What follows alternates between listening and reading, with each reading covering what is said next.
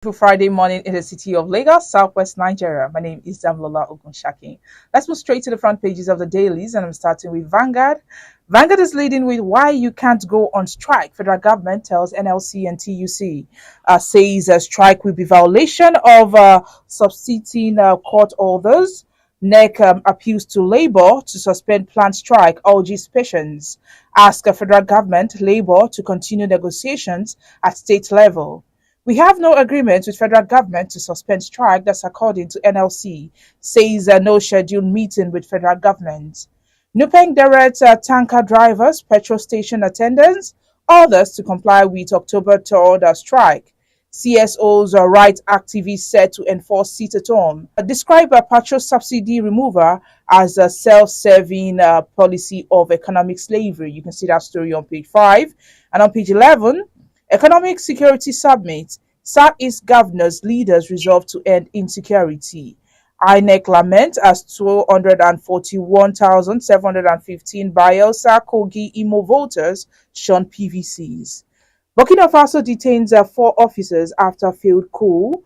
And on sports, international friendlies, Peseiro drops Sanusi Basi from Eagles squad. Here there's a picture showing Vice President Kashim Shatima, Secretary to the Government of the Federation, Senator George, and Chief of Staff to the President, Femi Gbajabiamila, and the Head of Civil Service of the Federation for Lasha Day during the 63rd Independence Anniversary public lecture at the State House, all in Abuja yesterday.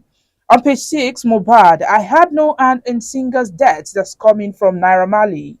Live well, be happy, death calls on us daily.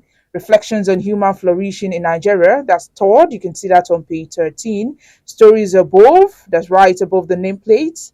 To her is woman, to forgive divine, says Obaseki as he accepts Shahibu's apology. Tribunal, Northern youth warn against interference in Kano politics. 63rd Independence Anniversary, federal government declares Monday, October 2nd, public holiday.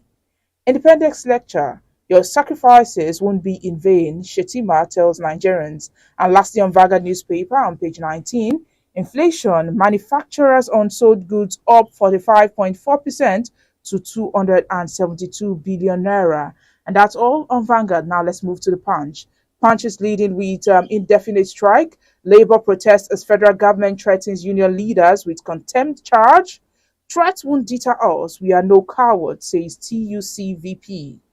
Governors ask NLC to shelve strike.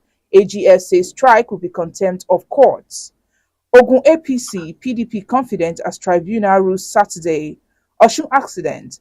5 Lautech students, driver burnt to death. You can see that on pages 4 and 5. I mean, their soul rest in peace. Stories above the nameplate. Telcos plan different tariffs for calls, data, and state. Lastly, on Punch, CBN will spend $3 billion loan to stabilize economy. That's according to NEC. Now, lastly, let's look at the Guardian newspaper.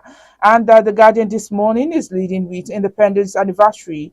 Tales of war, missed opportunities, unmet expectations, 63 years on. Big story, pages 4 and 5. Nationwide strike, federal government dangles carrots, stick to weaken labor's resolve.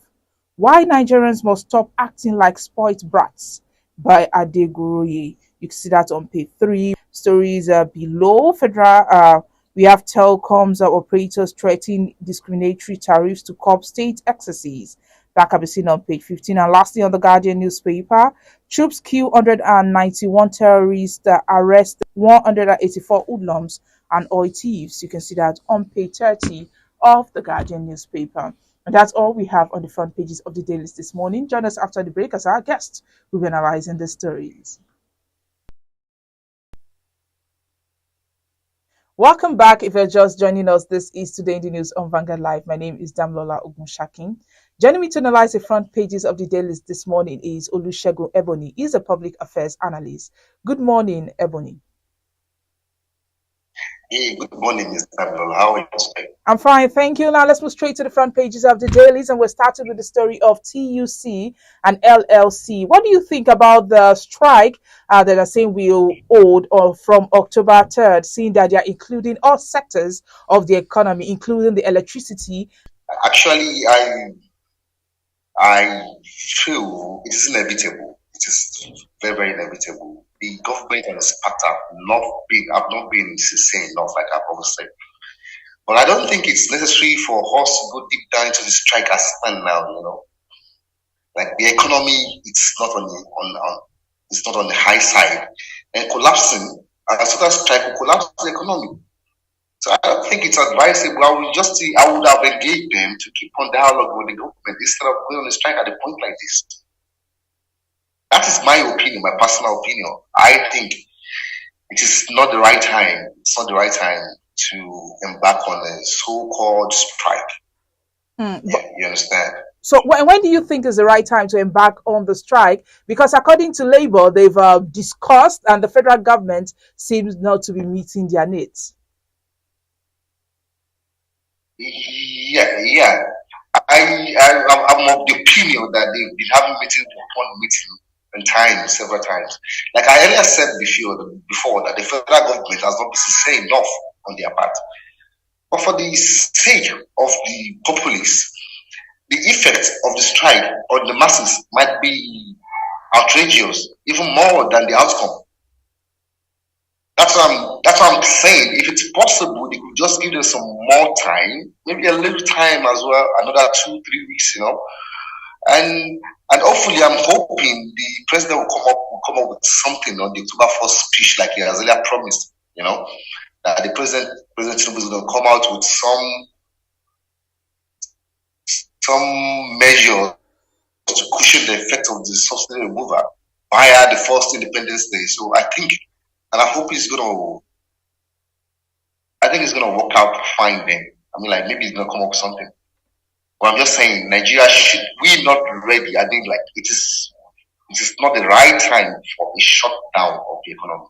The country is experiencing some hardship right now, and according to NLC and TUC, they are saying that it seems the federal government is planning to sack 17,000 workers. So, in this type of situation in the country where people are still going through a lot, what do you think about this? Yeah, that's a lot of numbers. That's a lot of numbers. It's a lot. A whole 17,000 people will be relieved of their work. That's a lot. Ah, but I suggest there are ways you can go against the federal government in terms of this instead of closing down the whole economy. That's my point. 17,000 workers. You can fight for that. We can engage government on that. But shutting down the economy is my problem. It's difficult already. It is more than difficult already. As it stands, things are very, very difficult. And I hope I can see how people are going to survive with this long, with shutting down the economy for 2, 3 days. It's not be help. Let's move away from that. Governor Charles Soludo of Anambra State, he has called for development of a 100-year plan for the southeast region of Nigeria. He made the call at the Southeast Summit on Economy and Security held at Owerri yesterday. According to them, they are telling the leaders to resolve to end the insecurity in the country. You see, I think it's a great move by Shasoludo in trying to make the governors of the southeastern region to come together as one to fight the menace of insecurity. Although, truth be said, insecurity is a general problem all over the world, all over the world. But the fact is, it is getting too much right here in Nigeria, from the north to the south and to the west.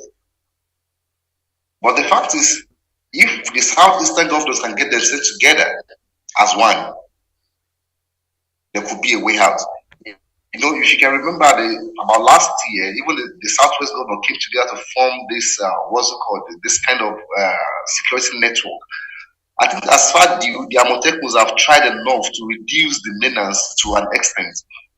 So if the Southeast governors can work together as well, create something like the instant security network they had and put everything they have, put the resources and the human power in it, to an extent, I'm sure it would yield a result. It's a very positive move from Professor Charles Soludo.